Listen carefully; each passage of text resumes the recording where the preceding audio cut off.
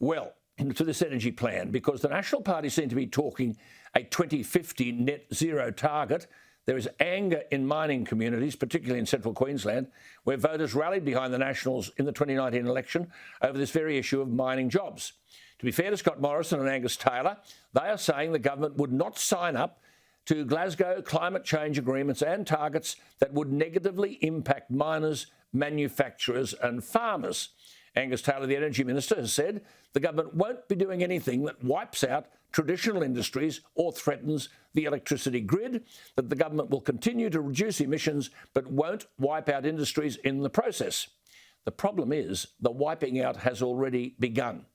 And whatever else might be said, no one listens to the regions.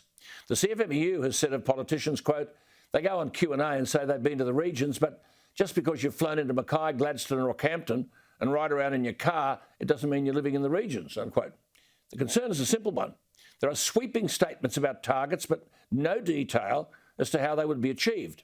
Scott Morrison has said, and I quote, we won't sign our country up to policies that undermine the prosperity of our regions or make life harder for everyday Australians. But I repeat, that process of making it harder for everyday Australians is already underway under the federal government, which for years has outsourced global warming targets to the states. And that has stopped farmers from clearing trees and allowing other farmers to plant trees. Bjorn Lomborg told me earlier this year, and I quote, spending trillions on enormous and premature emission cuts is an unsustainable and Western world approach. Well, on the eve of going to Glasgow, Scott Morrison indicated that big business would be barred from buying up large tracts of agricultural land exclusively for running carbon offset schemes, such as tree planting. Now, that seems terrific. 3 cheers. Business will be barred from buying up large tracts of agricultural land simply to meet net zero emissions by 2050. Now, you've heard the expression carbon sinks. Well, this has already happened. This is just rhetoric. You see, you've got outfits like Woodside Petroleum who've purchased 10,000 acres of land as part of a tree planting program to partially offset emissions from its oil and gas production miles and miles away. So while I give the Prime Minister credit for saying government will limit carbon abatement projects, he's only limiting it to 1/3 of a farm's area, 1/3.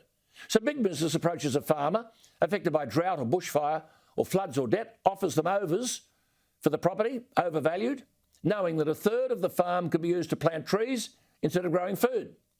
This is the very undermining of the prosperity of our regions that the Prime Minister said he would prevent. And it's making life hard for everyday Australians, which he also said he wouldn't do. Enter the Paroo Mayor. And this is the point.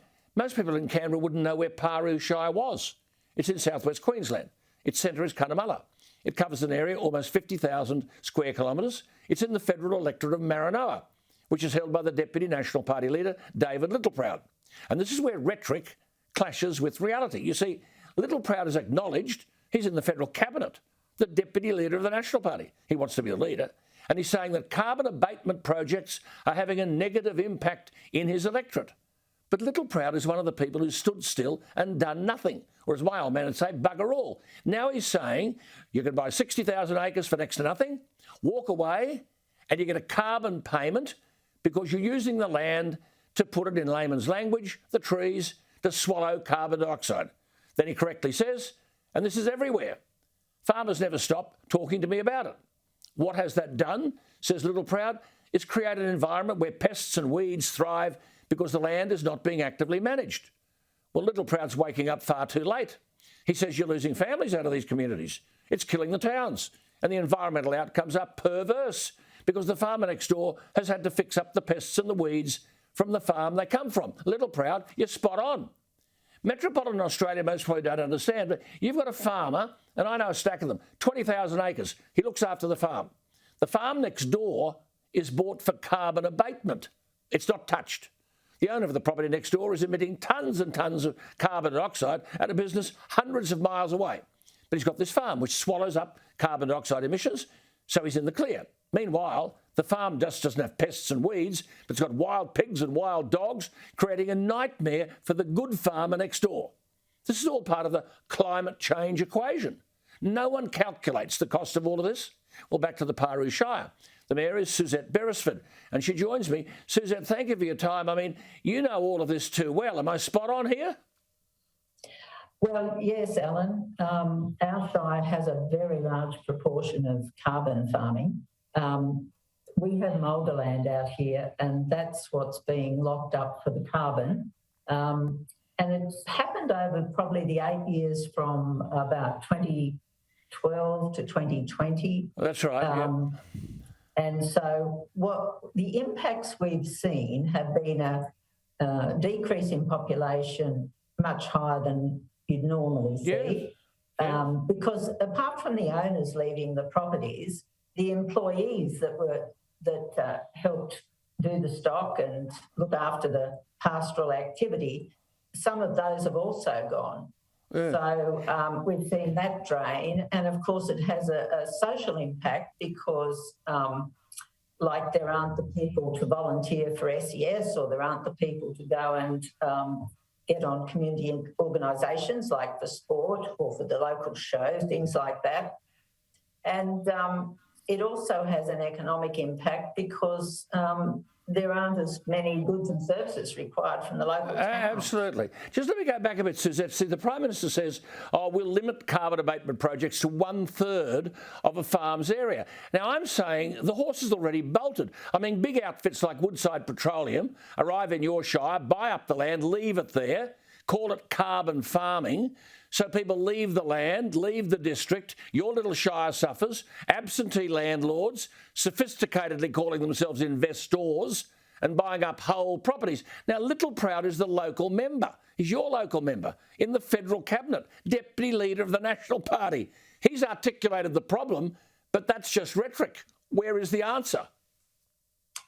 Well, I guess the Minister Taylor has started on looking at addressing the problem. You're possibly right that the horse is bolted, but there'll be more carbon contracts in the future, and we've got to look at the whole of the state. Yes, but I mean the point about it is people.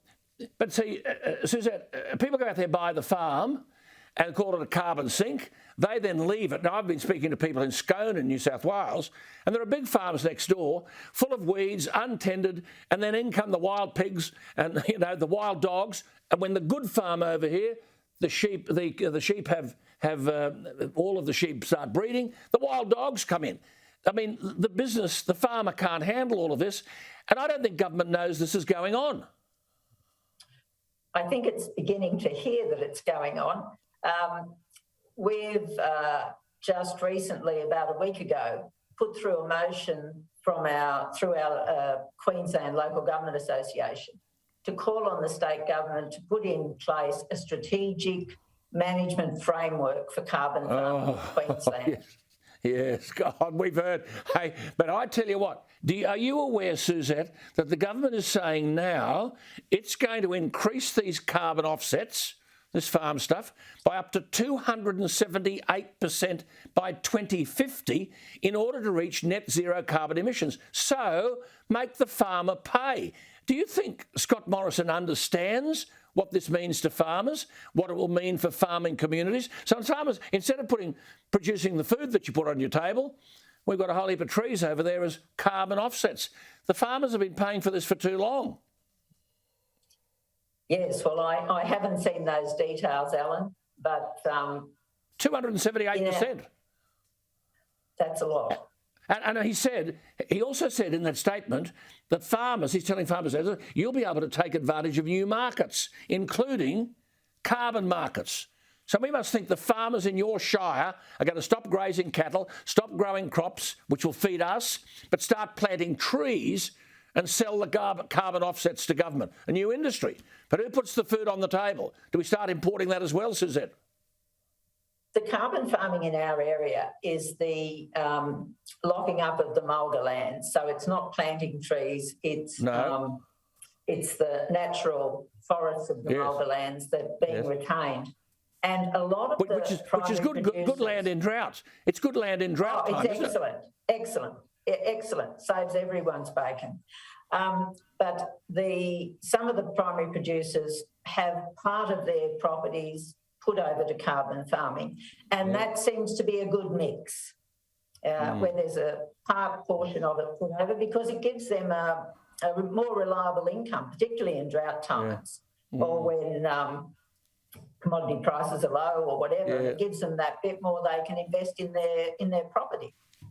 So Good on you. Part carbon farming in our Shire is fine. Yeah, good on you. Hey, listen, lovely to talk to you. I know that part of the world very well, so we Queenslanders stick together. The Mayor of Paroo Shire, eh? It's a big lump of land that you've got to govern, but good luck out there, and I hope the people like Little Proud do something instead of talking about the problem. But thank you for being with us, Suzette. Lovely to talk to you.